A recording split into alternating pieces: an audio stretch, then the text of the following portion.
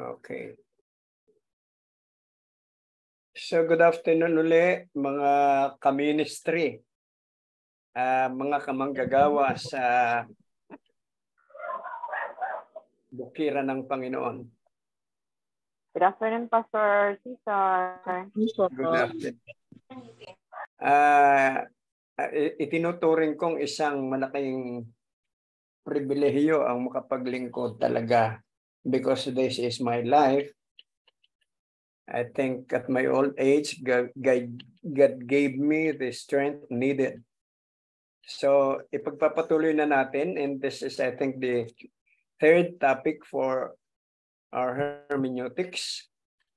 Kaya, itong hermeneutics ay nag-a-apply ng itong salitang ito. And this is actually part of the rule of hermeneutics for a better understanding of the scriptures. Kaya dapat talagang matuto tayo nito. Okay? Now, ang parsing, as we all know, kahit i-google natin yan, is a way how to divide phrases of the Bible. Dapat hinahati-hati. Okay. Now, ang ina-analyze natin ay yung mga parts. Alam nyo, isang talata pa lang, ang dami ng parts kagad eh.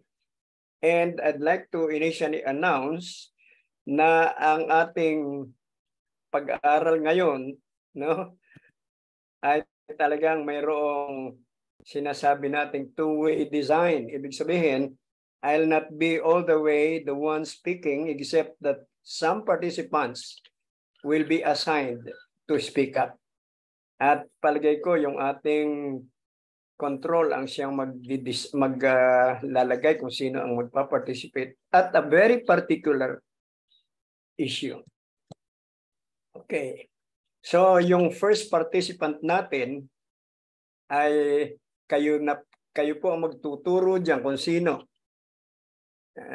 Kung sinong nandito. So pakisabi lang kung sino ang unang-unang participant natin. Because as I said again, I'll not be all the way speaking, but partly mayroon pong mga assignment bawat isa. Okay? So ito yung idea ng ating two-way street. Sinong i-assign natin? Pwede po magtaas ng kamay yung icon nila, Pastor. Yung sa reaction. Meron po bang mag-start? Participant number 1.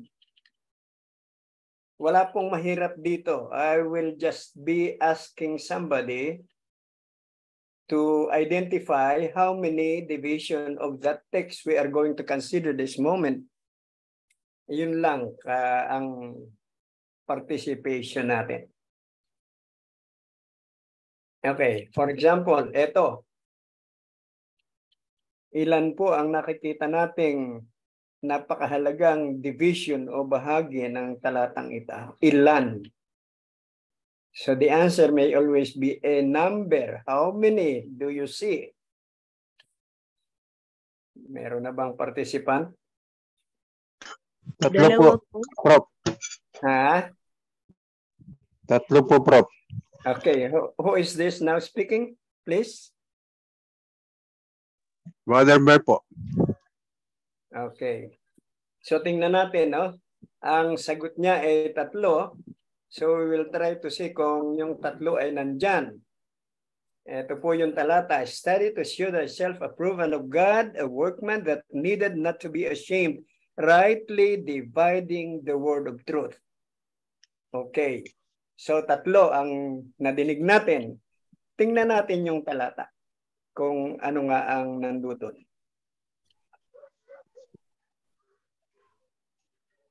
Okay? So, unang talata, una sa talata is an instruction to study. Di ba? At ito ang madalas nating mababanggit sa ating mga parishioner na yung pag-aaral ay iba kaysa pagbabasa. Tama po ba? Iba yung pag-aaral kaysa pagbabasa. sapagkat ang pag-aaral, no, ay talagang dito pumapasok yung ating pinag-aaralan ngayong rule of hermeneutics. So, ang next question dito, bakit kailangang pag-aralan? Sino yung ating first participant? Bakit kailangan, according to the text, bakit kailangang pag-aralan? To show thyself, Prof. Amen. To show thyself approved unto God. O, dalawa na, no? So, makikita natin, doon pa sa pag-aaral ng Biblia, you really have to deeply concentrate and examine what is in the text. Ano yung ikatlo? A workman approved unto God, rightly dividing the word, Prof. Oh, exactly. A workman that needed not to be ashamed. Ayun pala, talagang itong workman na ito, hindi natin ikakahiya, mahihiya, hindi tayo mahihiya. Why? For the simple reason that we are actually, in reality, rightly dividing the word of truth. Nakita nyo kung paano lang yung sistema ng isang rule of hermeneutics na parsing? We now began to understand clearly what really the text is. Ang talagang instruction sa atin is to study. And to study has a purpose, to show thyself approved unto God. And this is the reason why we have to study and to show ourselves approved unto God, because we are right here as a workman and needed not to be ashamed. Kaya pag minsan sa debate, because we inject our own mind and then we inject our own intelligence, which out of the almost 8 billion people, I am not the most intelligent. Paano kung makatapat ko ay mas intelligent talaga sa atin, because out of 8 billion people, hindi tayo yung pinakamatalino. So dito napaka-importante yung parsing. And as we have been dealing it in the first, second day, the third day, yung rule talaga ng hermeneutics is very, very important. Okay? So nakita natin, ilan pala ang laman? 4 pala eh. But anyway, it is very good that all of us now begin to understand what is the importance of parsing in the study of the word. Kaya pagka nag-concentrate talaga tayo, titingnan natin, dapat pala talagang pag-aralan ko para naman ako ay kaaya-aya sa Diyos. Dahil ako, kayo, tayo, ay manggagawa ng Panginoon eh. Kaya hindi nakakahiya.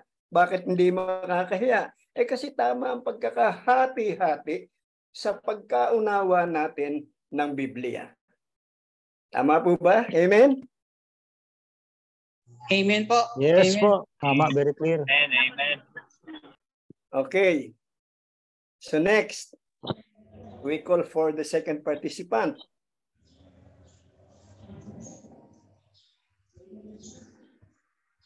Kaya ganito yung ginawa ko para hindi tayo magiging monopolizing the moment of truth. May second participant na ba? Please come forward and identify para naman nagkakakilala tayo.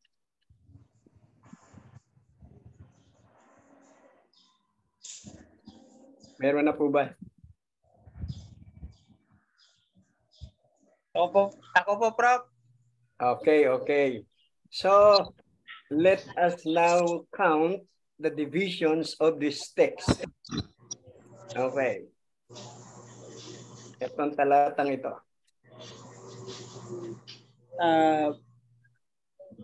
Blessed, read it here, keep.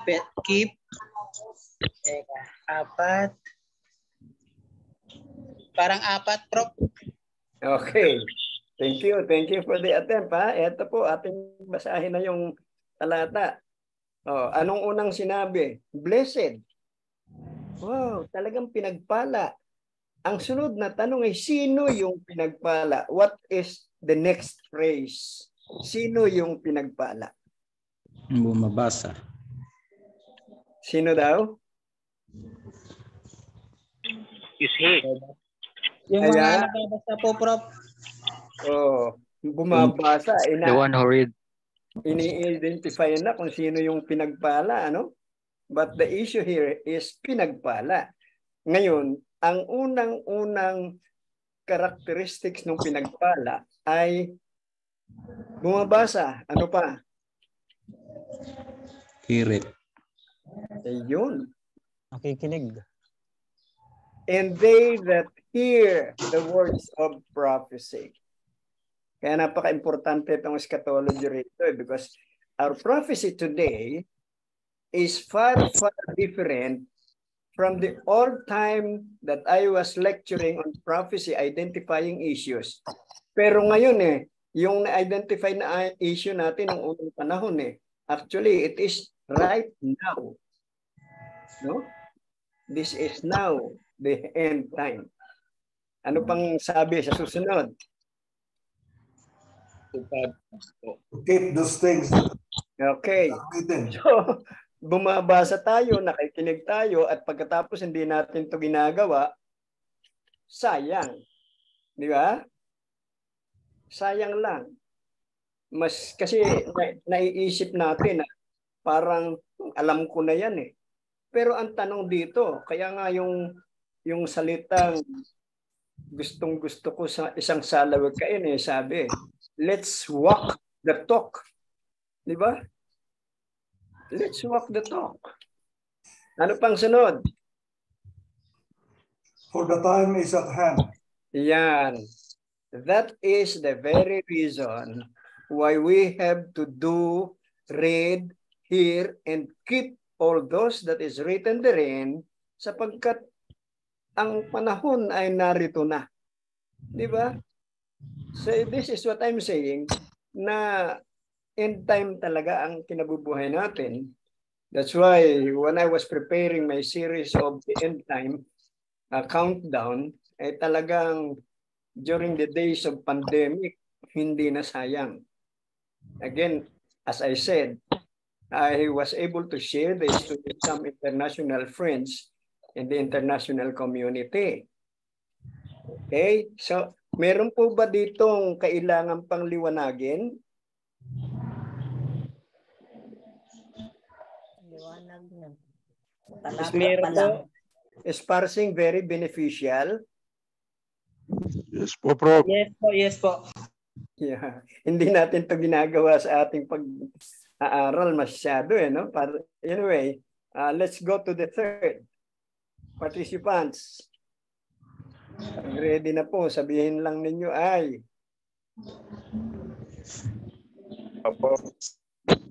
Ready na? Okay, this is the text.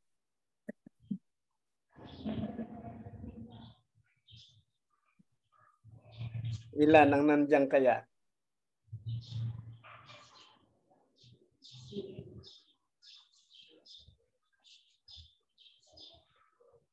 Ilan po ang nandiyan?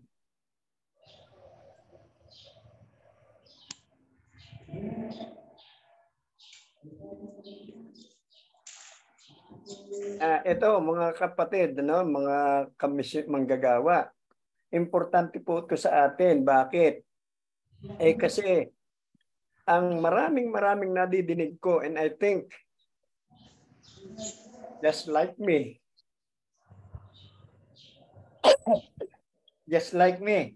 nadidinig nyo palagi, John the Revelator. Amen? Nadidinig nyo ba yon? Yes. No. Mas madami tayong nadidinig nun. According to John the Revelator, ito ang ating sasagutin ngayon. Ilan po kaya ang nandito? 5 po. 34 po, Prof. Okay? Thank you for that answer. Eto na po. Ayan. Anong una? The revelation of Revelation of Jesus. Jesus Christ po.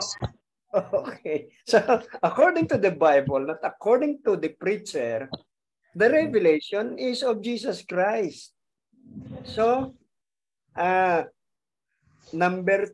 nakalagay dito number 1, yung revelation ni Jesus Christ, God gave it to Him. Yun ang una eh. Di ba? God gave it to Him. That what is called a revelation of Jesus. Okay? To show unto His servant things which must surely come to pass, and sent it and signified it. Sino yung ika-4? Yung ika-3 na level? Angels po, signified it by his Okay. angels. So, and then the angel, now, unto John his servant. Si John pala pang-4 lang eh. You see? So, better yet, to understand that the revelation, who owns the revelation, is no less than Diyos Jesus. ang nagbigay. Malinaw po ba yon ngayon? Yes po, Tapos, Prof. But in many occasions, we have been hearing that John is the revelator. Although I have to tell you that Ellen White, I have to tell you that Ellen White called John as the revelator. But at the moment, we don't know her reason. Pero ang pinag-uusapan natin ay biblical parsing. All right? So I hope that is understood. Tingnan nyo yung level. Galing sa Diyos, binigay kay Jesucristo, binigay sa anghel, at binigay kay Juan sa ating mambabasa ngayon, ang huling dulo ng usapin. Kaya ang ganda pala, ang ganda eh. So yan, from God to Jesus Christ, to the angel, to John, and then for us today. Ito po ba'y clear, mga kapatid ko? Yes po, Pastor. Okay. Malinaw. Yeah. So we are not here speaking of our own mind. What we are saying is what is written. Kaya minsan well, I have to be honest with you na dito sa amin sa loob ng South Central, doon sa church may nagsalita. I will not mention the name, but he is a person who is to be honored kasi po taga-SSD eh. And he was raising his hand, he was shouting to his voice, he was very emphatic and saying according to John the Revelator. Pero in all honesty and candor, talagang kinausap ko siya pagkatapos and then nag-sharing kami ng kaunti. Ay sabi niya, ba parang ngayon ko dito na nabigyan ng pansin No, nabigyan ng pansin. So ang ganda po, ang ganda.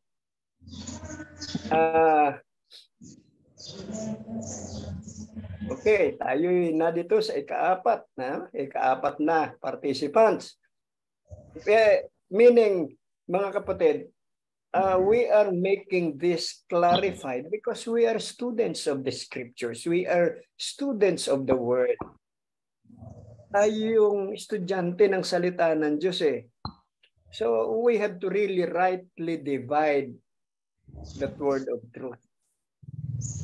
Okay. Next participant.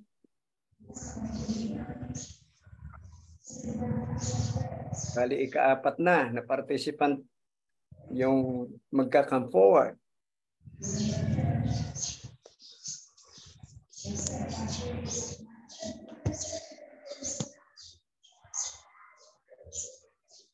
Okay? Meron na po ba? Kayong dito po walang correct minus wrong. We are simply participating. Walang nakakatakot. Okay? Try ko po. Try ko po. Alright, okay. Ito yung talata natin. At ito'y napaka-importante kasi ito yung ating prophecy na talaga nakakatuwa. This is what is the end time series of our revival. Okay. Ilan po kaya ito?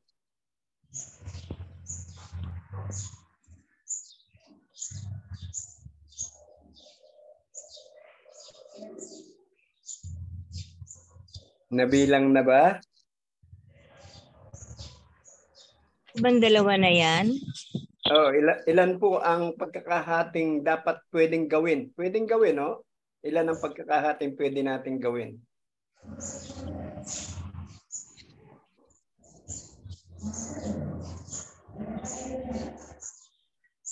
Five po. Pwede kaya 5 or 6? Okay, sige, tama. 5 or 6. Tingnan po natin, no? Let's try. Ang importante dito, yan. 6 ata 6. I beheld another beast. Alright, number 1. Pag sinabi pong another beast, may isa pa kaya? Meron pa po. Meron, galing sa another. May isa pa rin, ano? May isa pa rin. Okay. Now, another beast daw, ay anong, saan ito nagsimula? Coming out of the earth. Yun. Out of the earth. Pero mayroon ba kayong naalaman? Mayroon ba tayong nare-recall na first beast sa Revelation 13? Po. Okay. From the sea. Ayan, from the sea. Pwede pong may bumasa noong Revelation chapter 17:15 kung ano yung kahulugan ng sea. Sapagkat ito, coming from the earth, this is definitely kabaligtaran noong coming from the sea. What is coming from the sea?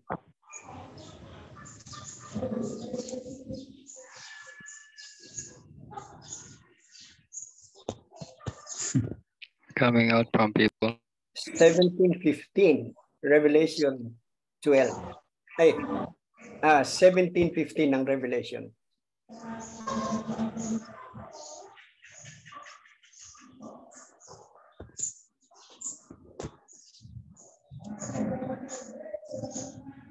Nakatagpo na po. It says here, Pastor, the waters which you thou sawest, where the whole seated are prophets, and multitudes in nations and tongues. Oh, yung pala yung waters. Talagang sa maraming tao, ano? Pagkatapos, alam nyo, yung translation ng Bible Basic English. Doon sa multitude, ang kanyang pagka-translate armies. Can you recall yung armies na yon na nagkaroon ng, pakibasa nga po yung Revelation chapter 13 verse 2. Verse 2.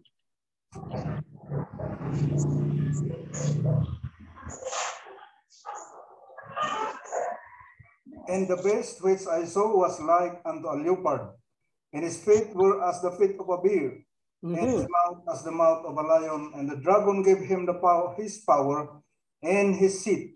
And great Grabe, no? Grabe. Now, ano po ang nare-recall natin dyan sa review ni John sa beast na binanggit niya? Hindi po ba natin na-recall yung chapter 7 ng Book of Daniel na mayroon doon talagang binanggit si Daniel na mga beast, at yung mga beast na yon, kung ating natatandaan yung ating prophecy of Daniel 7, natupad na po yun yung 4 na bansa na palit-palit. Tama po ba? Opo.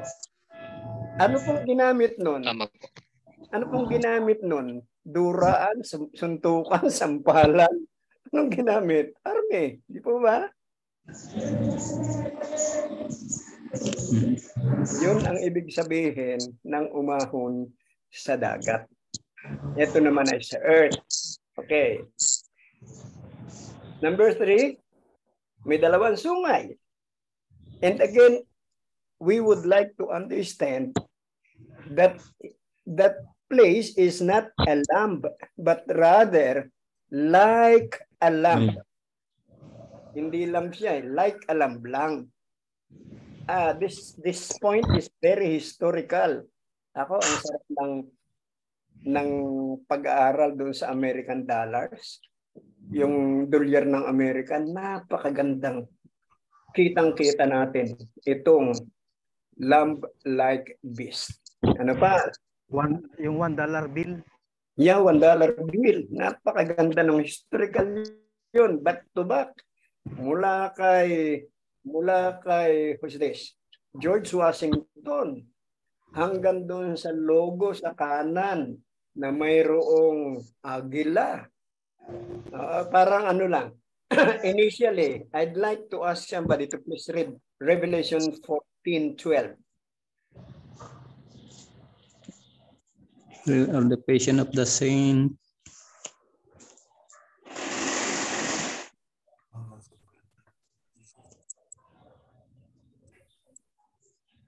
Ano po Ito po sabi yung niya? sinasabi. Here is the patience of the saints. Here are they that keep the commandments of God and the faith of Jesus. Ay, sorry. I was mistaken. 12:14. Nabaligtad ako siguro. 12:14. Talagang ganun, ano? May slip of the tongue, eh. And to the woman were given 2 wings of a great eagle, that she might fly unto the wilderness, unto her place, where she is always for a time and times and half a time from the face of the So you see, that is very, very highly prophetic. Napakaganda po niyan. That is another topic. I'll not deal it with it now. Okay. So, nakita natin na yung palang na doon sa logo, sa kanan, may binabanggit pala yung Bible. Tapos doon sa logo, sa kaliwa naman, mayroon na naman logo doon. That is again, very historical. Very historical. Highly historical. Okay. Now, ang masama dito, dati lamb-like beast, he was speaking like a dragon. Samantalang yung first beast, ang nagbigay naman ng authority, power, and seat ay dragon. Ito naman, lamb-like beast, pero nagsasalitang kagaya ng dragon. The last line of verse 11. Pakipunta na po sa verse 12.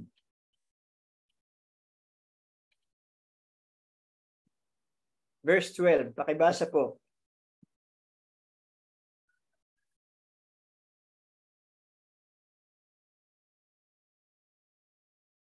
Ito pong ginagawa natin ay participatory, two-way system. Ito po yung sinasabi. And he exercised all the power of the first beast before him, and offset the earth and them which dwell therein to worship the first beast, whose deadly wounds was healed. Oh, kita nyo? Kita nyo? Yung palang kanina'y lamb-like, pagkatapos ay nagsalitang kagaya ng dragon, ang isinasagawa naman, no, ay yung power of the first beast. Kaya ang gandang identifyin itong lahat na ito when we come now to actual eschatology, yung sunod-sunod. Na ang kanyang dahilan kung bakit ipinagagawa niya yung kapangyarihan ng unang hayop ay para tayo doon pasambahin. So, this is very clear, brethren. Very clear ito, ano po? Na ito pag na-identify natin itong verse 11 na nagsasalitang kagaya ng dragon, lamb-like beast, tiyak na mayroon na kayong mga hint dyan, no? ay ito pala yung magpapatupad because he is exercising the power of the first beast. Okay? And causeth all them that dwell therein. Anong purpose? To worship the first beast. Ay lalo pala, sorry, ito pala yung 8 eh. Ang pag-identify ng first beast ay yung nasugatan na ikamamatay pero gumaling. I'd like to ask somebody to please read Revelation 13 verse 3.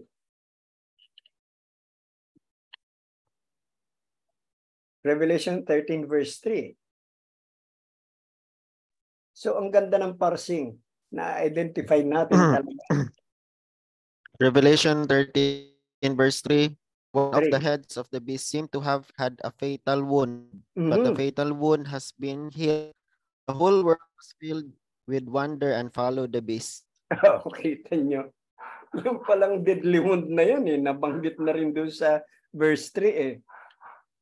Ang ganda. Ito po, I mean, this is not our lesson today, pero ang pinag-uusapan natin dito ay this is the power of parsing. Talagang na-identify natin. Amen? Amen po. Amen po. Amen, amen. Okay, next participant. Ika-5. Sino po dyan? Masaya. Maganda po ba yung ating masayang pag-aaral ngayon? Maganda, Yes, Prof. po, Maganda, Prof.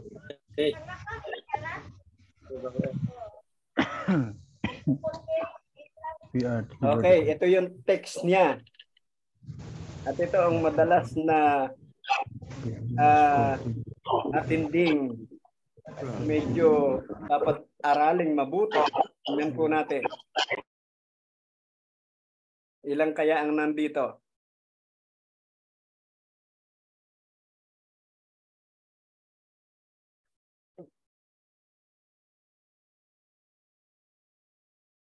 Okay na po.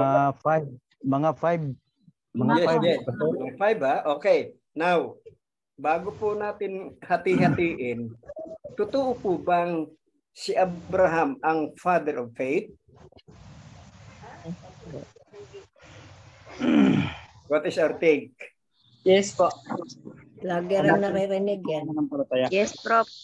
Okay, si Abraham ang father of faith. Ano po? So, titingnan natin. Kung meron bang tala sa Biblia na Abraham is the father of faith.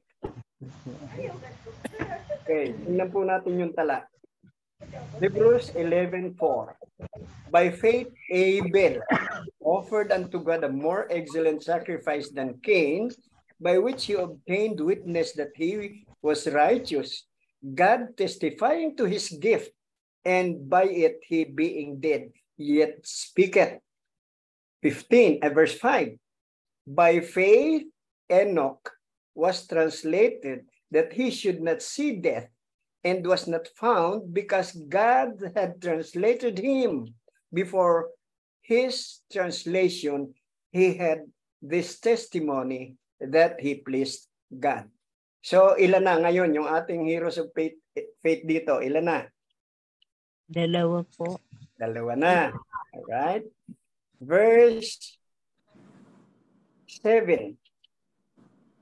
Yung po kasing verse 6 ay continuation ng verse 5. By faith, Noah. Pang-ilan si Noah? Third. Third po. Alright. Being warned of God of things not seen, biruin mo yan, ay sino ba namang hindi magtatawa kay Noah? Ay sa panahon niya hindi pa naman nakakakita ng ulan yung mga tao ron. Di ba? Hindi pa rin nakakakita ng baha. And here is Noah.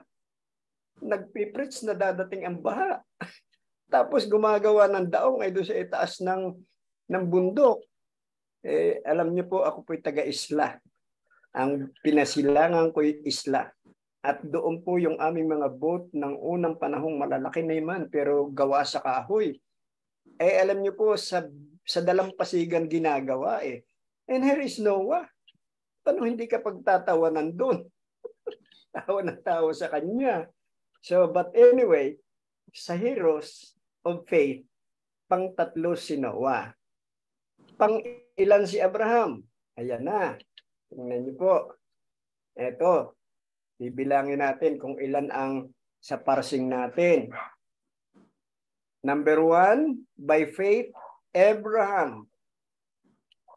Number 2, Obedience. when he was called to go out into a place which should after receive for an inheritance. Alam niyo po ba kung saan nakatira si Noah? Si Abraham dati? Sa Ur. Yeah. Sa Ur of Chaldees. At yung pong Ur of Chaldees, sa totoo lang ay part of Mesopotamia, the plain of Mesopotamia. Ang nakakapagtaka, yung Mesopotamia, yung Chaldees, Ur of Chaldees, ay ano po doon ang sinasamba doon, moon god Ay nagtataka naman, siguro nakita ng Panginoon. Hindi lang siguro. Ako'y nakakatiyak na nakita ng Panginoon. Yung pamilya ni Abraham ay tanging hindi katulad ng mga taga-Ur of Chaldees dahil hindi po sila sumasamba sa buwan. Kaya siya tinawagan. Baka mahawahan pa. No? So, iyon ang tunay na faith ni Abraham. He obeyed, sumunod, and went out. Pero tingnan po natin, hindi niya alam kung saan siya pupunta. Hindi po ba malaking pananampalataya ito, mga kapatid? Yes po. Pero mo yun? So, just a little review of Abraham. Abay, talagang mahirap-hirap noon. Pero mo ang first quality ng Abraham, siya'y nasa kalagitnaan ng mga paganong mananamba sa buwan. Pero nung tawagan siya, siya'y sumunod. At nung pagsunod niya, ay hindi niya alam kung saan siya pupunta. Anong laking pananampalataya? Pakisabi nga, Pastor Arnel, pwede bang umalis na dyan sa Nagilian? Ay, saan po ako pupunta? Bahala ka sa buhay mo. Sumakay ka lang. Kita mo? Pareho kay Noah. Pareho kay Noah, sakay siya ng arka. Walang timonil. Walang timon. Pagkatapos ang mabigat noon, nung lumanding na. Saan nga lumanding yung bangka? Yung Doon boat? sa Mount Ararat. Ararat. Wala ba kayo nakikitang message doon? Kung bakit yung Ararat? Oo. Ano po kaya? Ano din? Anong message? Is doon. Yeah, kung bakit sa Mount Ararat lumanding. Kung ma-freeze sila doon kasi ano ma-freeze po ba? Ano po ba? Okay. Yun ang lupa na dry na una. Anong unang sinugong ibon? Yung raven. Okay. Kuwak. Nangain po ba siya ng bulok? Oh, patay. Daming patay. Madami kaya dong virus? Marami. Po, siyempre po. Malamang. Marami. Pero yung pinakamataas na bundok ng Ararat, hindi naabot nung amoy ng virus. Eto pa. Bakit kaya, sabi sa akin ng isa kong kaibigang pastor ng Born Again, na kami tuloy magkaklose, sabi, Pastor, ba't pa kasi nagpaakyat doon ng maruruming hayop? Naka-record kaya, no? Tama naman Bakit kaya nga po? Yeah, let's converse. Magkwentuhan tayo. For scavenger, Pastor. Ha? Para sa scavenger. Para sa? Is po. Scavenger. Scavenger po. Ayun, good. Para may tagalinis po, Pastor. Tingnan niyo yung imposible sa tao, no? species. yung imposible sa tao ay pagmamahal naman ng Diyos. Ay kung inilanding agad doon sa ibaba, sa kati. Ang purpose ng Panginoon, iligtas yung 8. Di ba? Pagkatapos, bababa doon sa ibaba, may virus, patay rin. Oh, what a great God we have. Napakabuti ng Panginoon. Na-realize po natin? Yung pastor, yung scientifically, pastor, Yes po. Ha? yung scientifically, pastor, yung pag, for example, may baha, kung saan yung yung mababang area, doon nagtitipon-tipon yung mga patay, yung lahat ng mga dumi. Correct. Dadalhin ng tide yun. Pero Mas kaya okay pala mayroon, sabi ko doon sa kaibigan kong pastor, ay sino kaya ang maglilinis ng mga patay? Ay may dami nun. Mayroon kayang buhay doon? Ay wala nga eh. Mabuti ang Diyos, matalino at mapagmahal sa lahat. Ang unang mayroong pinadalang scavenger. Sinong kumain ng patay? Mga scavenger po. Uwak po. Vulture at Tsaka yung mga scavengers na hayop. Oh. Kaya Pastor Arnel, tumigil ka na ng pagkain ng baboy, ha? Sige po, salamat po sa advice. Haram na. Yun eh. Scavenger sila eh. Oh, yung bang hipon, hindi scavenger. Yung bang alimango. Inyong pansinin, kung kayo po ay probinsyano, pumunta po kayo sa malinaw na ilog. Ang hipon po at saka yung mga maliliit na alimango ay nasa ilalim. Hindi po yun umiibabaw sa tubig. Nasa ilalim po. Bakit? Yung pong mga dumi ay doon kinakain. Oh, what a wonderful God. Kaya si Abraham sumunod lang kay Noah. Hindi po siya ang number 1. Eh ngayon, ano pala? By the way, doon po kay Jan. Bakit? Ano po pala? Babalik ako doon ng kaunti ho. Kung si Jan po pala ay pang-4 lang doon sa level ng Revelation. Ano po ang duty ni Jan?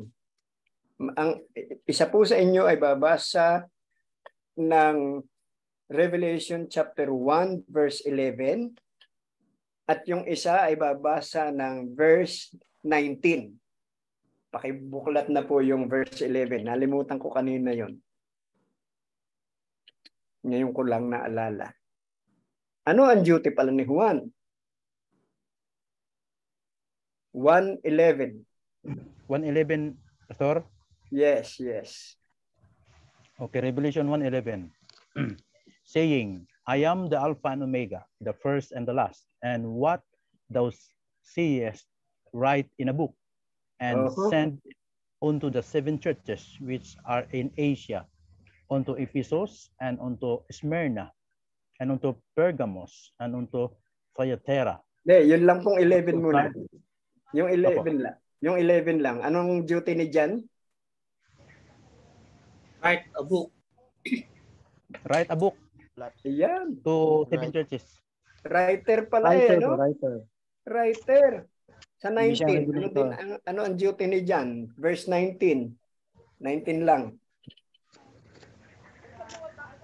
Write the things which thou hast seen, and the things which are, and the things which shall be hereafter. So, tagasulat po siya, Pastor. Oh, na-identify ba who is the one telling us na tagasulat siya? Ako ba o yung Bible? Yung Bible talaga mismo. Ang ganda talaga eh. Now, okay. Eto, balik na. Mabuti na-clarify. Naalala ko tuloy eh. Nalimutan ko po yung kanina. I'm sorry. Okay. Ngayon, dito, kung si Abraham pala ay pang-4 sa heroes of faith, ano po ang talagang father si Abraham? Nino. Pakibasa po yung what's this? Chapter Yeah.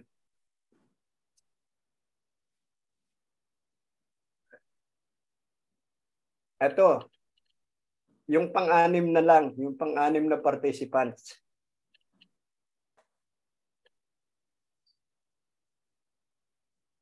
Pang-anim na participant, ang kanya pong babasahin ay ito. Ayun, 4:12 nga, Romans 4:12. Pakibasa po muna bago hatiin. And the father of circumcision to them who are not of the circumcision only, but who also walk in the steps of the faith of our father Abraham, which he had being yet uncircumcised. Ayun. Si Abraham pala, sang-ayon sa tala, ay father of circumcision to them who are not of circumcision. Dito pumasok yung isang rule ng hermeneutics na we have to find out the culture. No, isa sa rule, dapat alamin natin ang culture.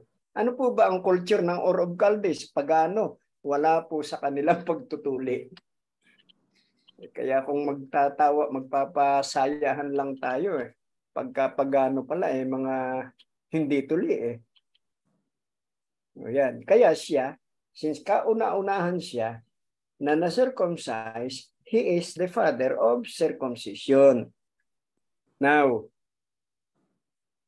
pero siya'y sumunod who also walk in the steps of the faith of our fathers. Hindi siya a father of faith, pero siya'y sumunod sa faith of our father. Ay pang-apat nga lang siya Wala po ba kayong katanungan sa parting yan?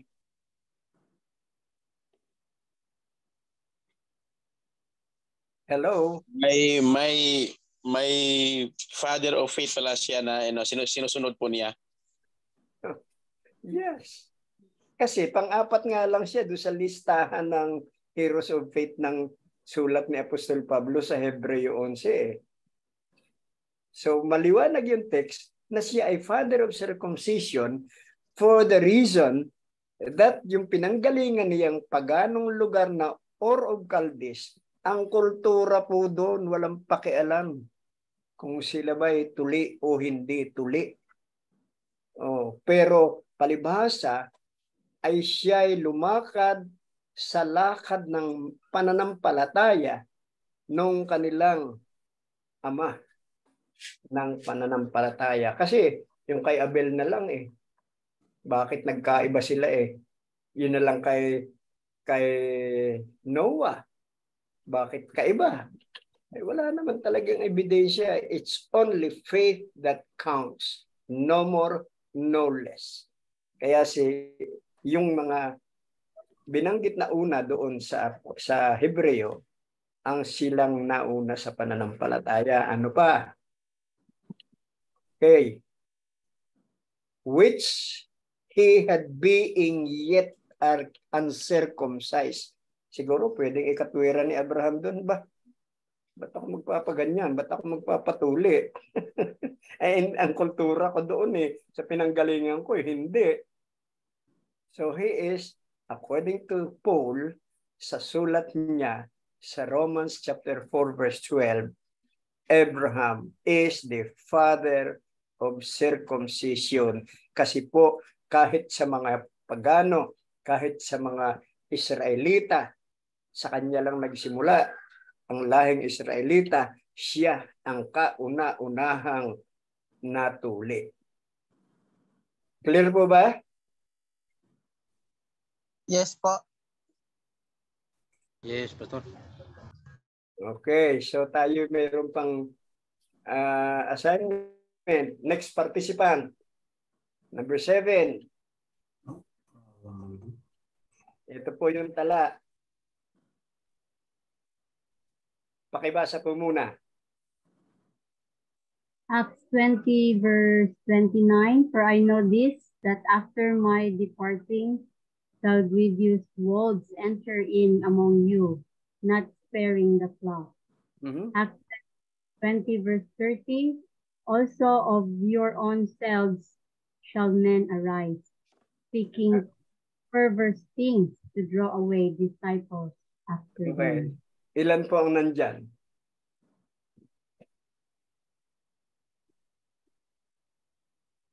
Four, siguro.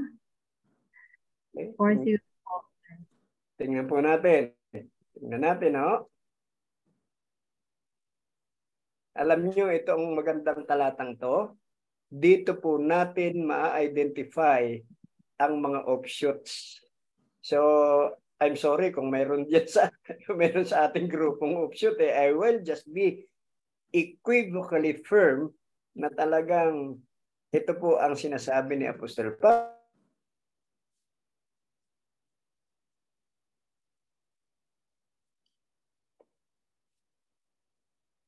Na-mute kayo, Pastor. Okay. Ang tawag ni Apostol Pablo, no?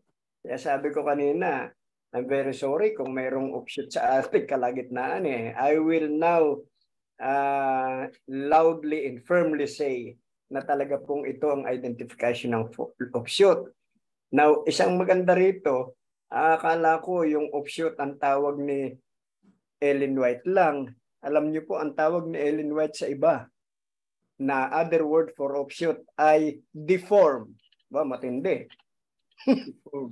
ano pong tawag ng Spirit of Prophecy sa ibang tawag ng offshoot?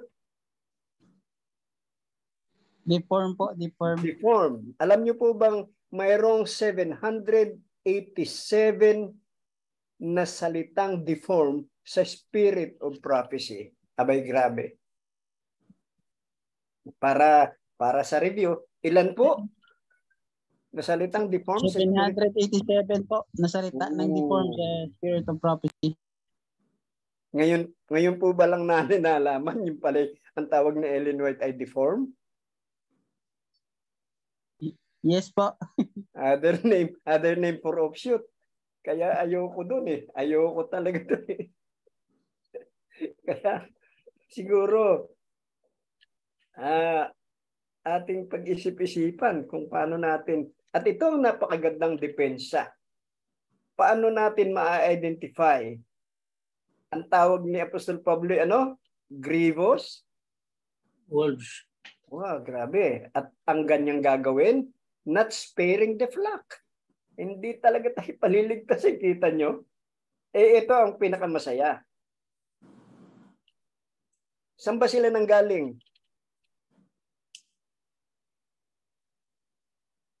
Sa atin din. Galing din sa atin. Oh, correct. Galing din sa atin. Ano pa? Ang ikalawang palatandaan, tatlo itong palatandaan itong mga grievous wolves not sparing the flock Ito. Totoo po bang ginagawa nila ito? Yes, kalimitan. Tama. Yes po. Totoong ginagawa, Yan ang ginagawa nila Kaya pag ako'y nakikipag-usap sa mga yan, ay talagang masyado akong direkta prangka. Alam ni Pastor Arnel yan kung paano sa Lucena ay talagang hinarap ko yung mga yan. At nagsasalita kasi ng masasama. Ano pa? Yun, saan ba sila kumukuha? Meron ba silang public evangelism? Wala po. Sa dati nila mga kasabayan sa Seventh-day Adventist Church. Oh. Tinamaan po ba ng eksakto ni Apostol Pablo? Yes po. Eksakto, walang daya. Sabi natin, walang labis, walang kulang, walang daya. Kitang-kita, una, sa atin din lilitaw, number 1. Ikalawa, ang gagawin, magsasalita ng masasama, number 2. Dalawa na, po? At pagkatapos, dito rin kukuha. So, yung tatlong yun, eksaktong-eksakto. Tama? Ano pang gagawin natin? Alam nyo, isa sa minsang nakikipag-usap ako doon sa pastor dito ng deform. Masakit mang sabihin pero hindi po aking salita yun eh. Okay. Ay ang sabi ko dito sa itong number 4, speaking perverse things. Babanata mo ka kung basahin yung Apokalipsis 18:4 na sabi magsilabas kayo sa kanya bayan ko ay Babylonians, tinapatungkulan doon. Abay, hindi raw nila sinasabi yun. Ay, yun ang problema. May dagdag pang ika-4 palang katangian. Sana sinabi dito ni Apostol Pablo kasi nungalingan. Yun po ang natidinig natin eh. Babylonia na raw tayo. See? Ay pag tiningnan mo yung Great Controversy, page 630, iba naman ang sinasabi ng Espiritu ng Panghuhulang paliwanag sa Babylonia. Ay bakit itong mga offshoots na ito at mga deform sasabihin ganon? Okay. Naunawaan po natin mga kapatid? Yes po. Yes po, Doc. And last but not the least for today, para pwede tayong magtanong ng kaunting panahon at meron na tayong ilang minuto na lang. Okay? Ito po yung talata.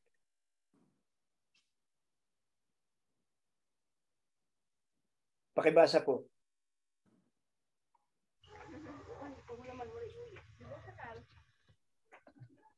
Let no man deceive you by any means, for that day shall not come, except there come a falling away first, and that man of sin be revealed, the son of perdition, who pusheth and exalteth himself above all that is called God, or that is worshipped, so that he, as God, seated in the temple of God, showing himself that he is God. Tandaan po natin, ang sabi po dito ay man of sin. Kaya pag yung nagsasabi yung iba na ilalayo doon sa man of sin, isasabihin na may si Satanas. Hindi po eh. Si Satanas kahit kailan walang binanggit ang Biblia na siya'y tao. Siya po'y anghel ng kaliwanagan. Now, tingnan po natin ito. Yan po yung papas. Ang unang salita, huwag naman tayong padaya. So dapat identify natin yung man of sin na hindi tayo nadadaya. Kaya tama yung salita ni Apostol Pablo eh. Ano sabi? Let no man deceive you by any means, for that day shall not come. Huwag tayong padadaya. Yun ang una niyang salita. Bakit? Ito, ang tawag ni Apostol Pablo,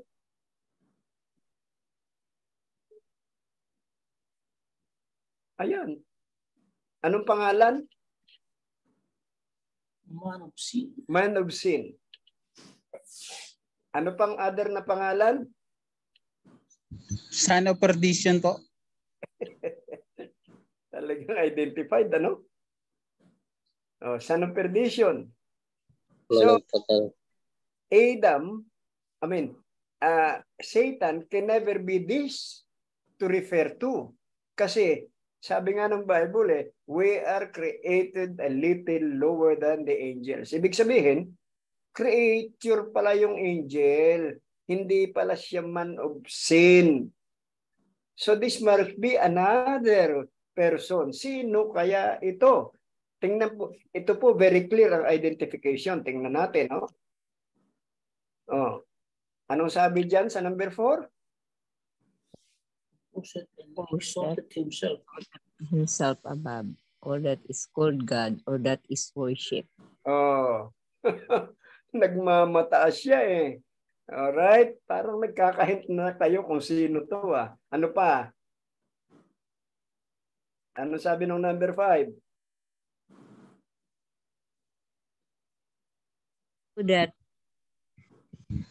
he as son as God, ano po, seated on the temple of God.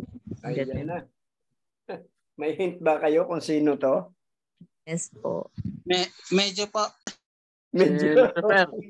Si Lucifer. Meron na po. Hindi si Lucifer eh. Kasi hindi siya man of sin eh. Angel Papal system po eh. yan. Papasi po yan. Papal system. Papasi. Religious leader po. Ayun. Yun po yung nadoon sa pinabasa ko sa inyo kanina sa Revelation 13:3 na nasugatan ng ikamamatay pero gumaling. At ayoko po kasaysayan. Pero ang very, very clear, nakakatuwa. Alam ng isang Seventh-day Adventist kung sino yun. Kaya po, importante. Importante ba ang parsing? Yan. Yes, ano pa yung ika-anim? Showing himself that he is God. Vicarious Filii.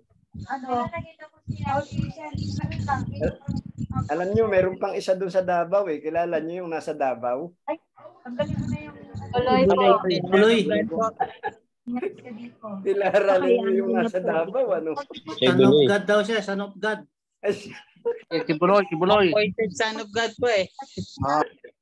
Yung Claiming God. Son of God. Aba, edi anong tawag doon ni Apostol Pablo? Wait, stop. Si Boy stop Man of sin. So in other words, hindi na natin pwedeng pagbintangan eh. Inaamin na eh. Tama? Tama po. Biblia ang nagsabi. Ito po ang kagandahan, mga kapatid ko, ng eksakto ang ating parsing. Yung dividing of the word. And this is the reason why study is far, far different from reading. So, doon po, nagtapos na muna ako sa 8 halimbawang ito. At siguro, ano pong gusto nyo sa susunod? Marami pang halimbawa? Pwede po. Pwede. Yes, pwede. Ano pong take nyo dito sa parsing? Maganda ba ang parsing? Maganda po siya po kasi mas maintindihan po lalo yung yung talata kung paano siya dinidivide, paano siya hinihimay ng mabuti.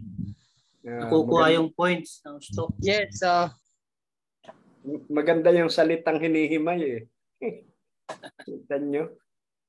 Ang ganda. Gustong-gusto ko po ang parsing. May. So, ididiin natin yung mga puntos ng talata. Ha? Ididiin natin yung mga mahalagang puntos ng talata. Oh yes. Nahihimay. Opo. Parang, Pastor, parang expository po yung parsing eh. Hinihimay-himay. Pinapalawak. Hinihimay nga eh. Iba yung narrative. Ang narrative, alam naman natin eh. Baka karamihan sa narrative eh. Magkaiba tayo ng narrative eh. Pagbasa ng isang talata, ay palibhasa, magaling naman. Ang preacher ay talagang napakaganda. Pero narrative po yun. Okay, Pastor. Mayroon akong konting konti lang naman na contribution. Sort of reaction. Okay. Doon sa paggamit ni Ellen G. White na John the Revelator. So, para sa akin naman hindi mali po yung paggamit ni Ellen G. White sa John the Revelator. So,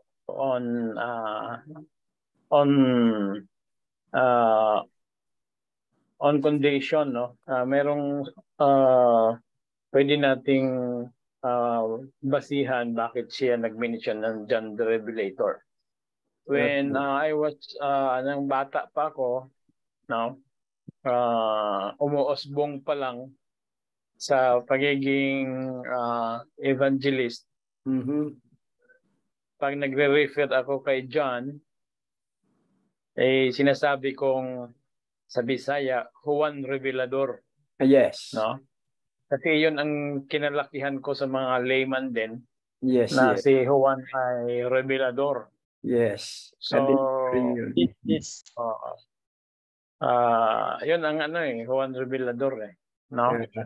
Nang ako nag-aral na, hindi na ako gumagamit ng Juan Revelador. Amen. Ang ginagamit ko is John the Beloved. Ayan.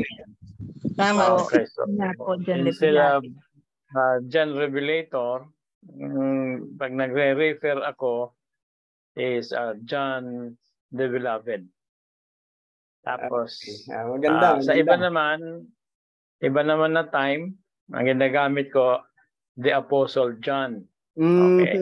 Okay naman. So when I am referring to John, the Apostle John. Okay.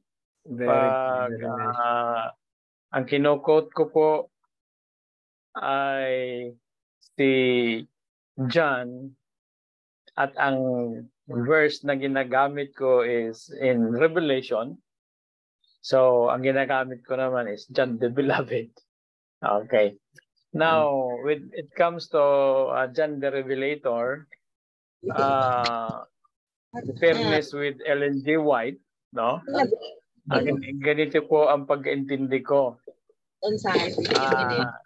Naalala nyo kung sino ang senador na ang bansag sa kanya ay Mr. Expose, mga kapatid? Parang si Juan Clavier yata. Sino ba? Si Masida. Okay. Very good. Si Senator Masida. Pero ang tanong ngayon, siya ba talaga yung the expose man? Hindi po. No? Tinawag siya na Mr. Expose because he is the end point of the expose. Siya yung nasa dulo Pero ang expose, ang source ng expose, mga kapatid, yung intelligence report, yung mga nagmarites sa kanya, sila yung mga revelators. Sila yung revelator. Sila yung totoong paki-mute po. Okay. Thank you, Doc. Thank you. Okay. Ang sources po, ang totoong revelator. I-print ko yung mo. Hindi ko pa lang kabila. Yung mga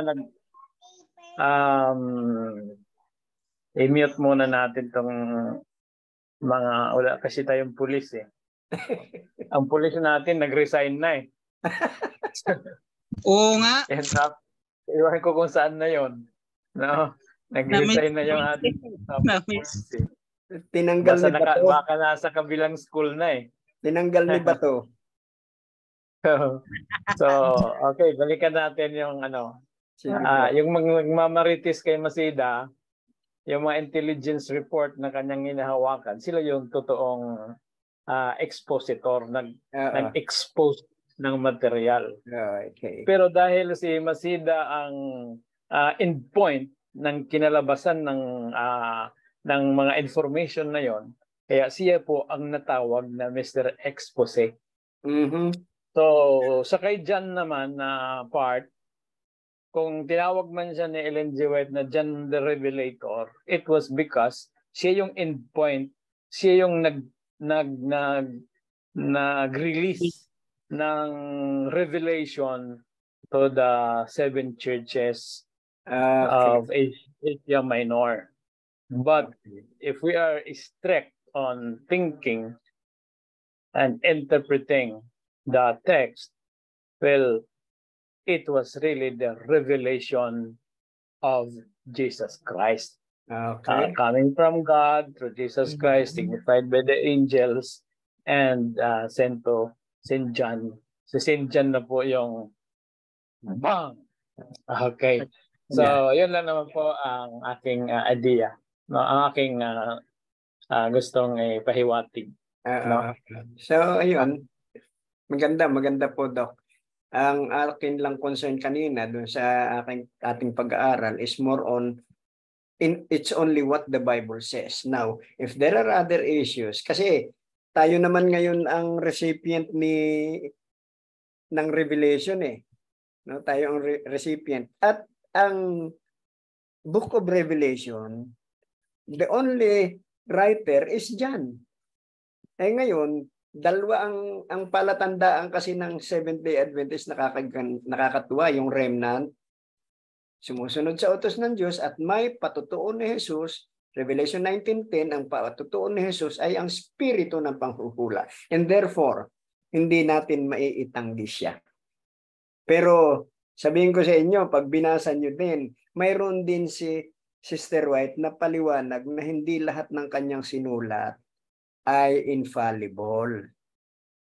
Meron din po siyang paliwanag. So, let us remain as the remnant. And that is the call. Pero ngayon, Pastor, hindi na talaga ako gumagamit ng John the Revelator. John the Beloved na lang. Pero meron pa tayong mga layman na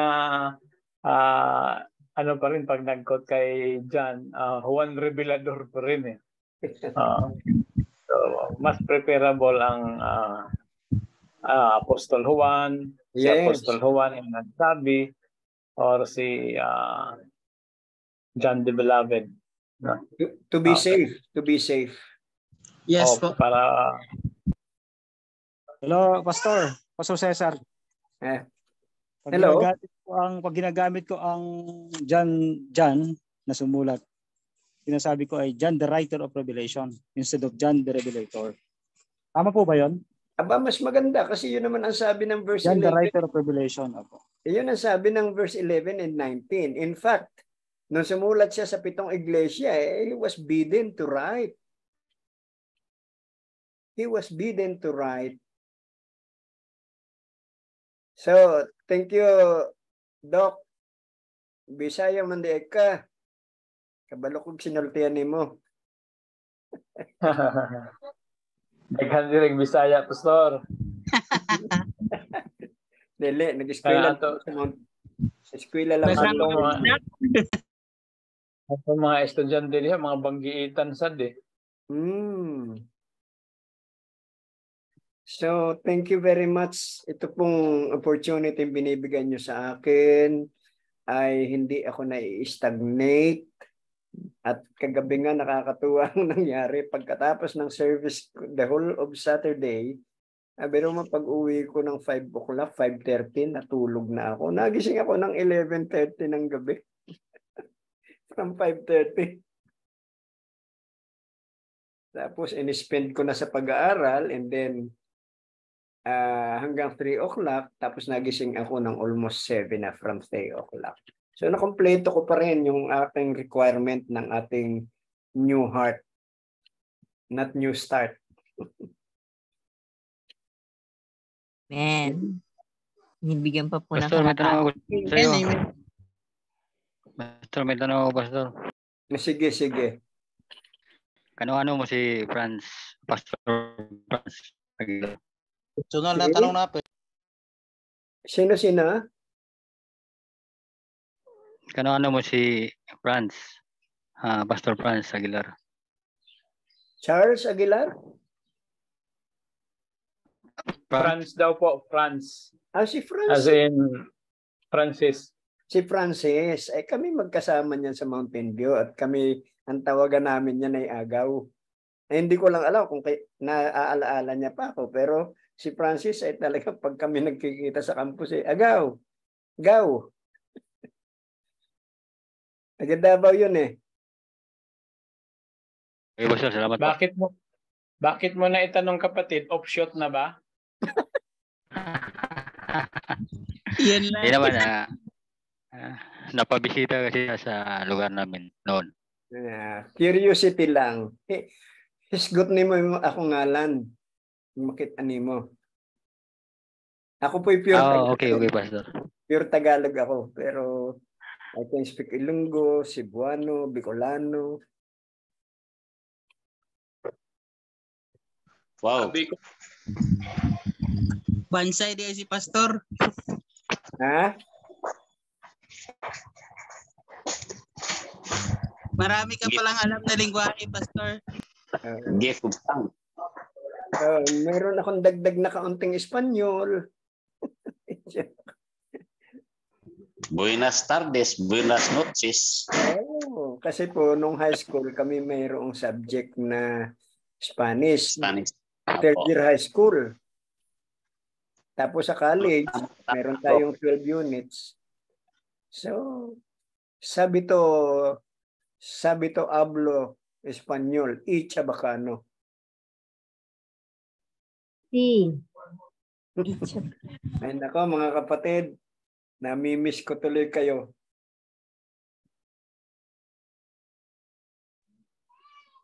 May pong mga Aguilar dito sa amin, Prof. Sa Siocon, sa Zamboanga del Norte. Nag-canvas ako sa Zamboanga kasi. Marami dito mga Aguilar. Thank you very much. May Aguilar Street daw sa Spain eh. Spanyol man yan. Yung family ng Aguilar. Salamat po. Thank you din, Doc. Thank you din, Prof. Salamat po, Prof. Thank you.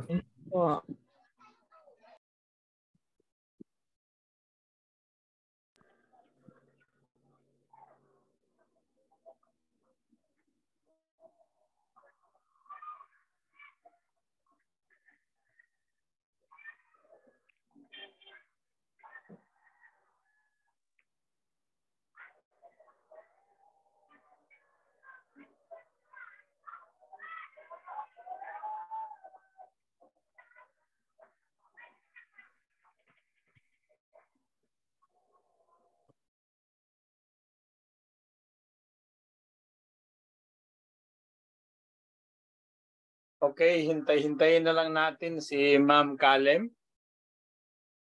Baka on the way na para sa ating talakayan, review sa anatomy and physiology.